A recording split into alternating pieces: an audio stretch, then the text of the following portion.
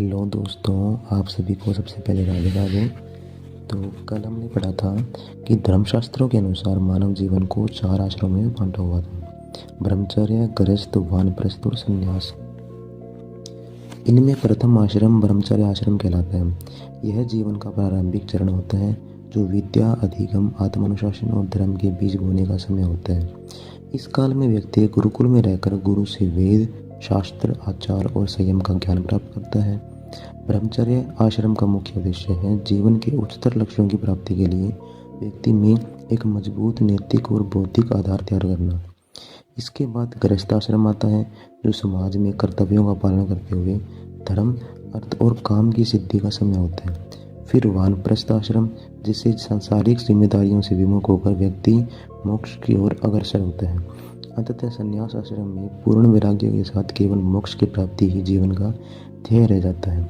ब्रह्मचर्य ही जीवन है और वीर्य नाश ही मृत्यु है, अर्थात ब्रह्मचर्य ही जीवन का मूल है और वीर्य का नाश ही वास्तविक मृत्यु है। ब्रह्मचर्य न केवल इस लोक और परलोक के समस्त सुखों का आधार है, अपितु यह चारों पुरुषार्थों धर्म, अर्थ, काम और मोक्ष का भी मूल है। यही ब्रह्मचर्य मुक्ति का द्वार खोलने वाला महान साधन है। वीर्य मनुष्य के शरीर और चेतना की अत्यंत बलशाली, दुर्लभ और अमूल्य संपदा है। इसी दिव्य शक्ति के संरक्षण से मनुष्य देवत्व को प्राप्त करता है और इसके नाश से वह अधपतन की ओर बढ़ता है।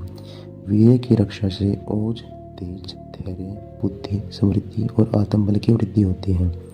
जिस पुरुष ने ब्रह्मचर्य का पालन नहीं किया, वह बाह्य रूप से चाहे जितना सफल दिखाई दे, परंतु आत्मिक और चारित्रिक दृष्टि से कभी भी उच्च पद को प्राप्त नहीं कर सकता। ब्रह्मचर्य के बिना न तो आत्म साक्षात्कार संभव है और न ही स्थायी शांति और मोक्ष की प्राप्ति। इसलिए कहा गया है, ब्रह्मचर्य ही जीवन की ऊंचाइयों की सीढ़ी है और यही सच्चे अर्थों में आत्म विकास का प्रथम चरण है।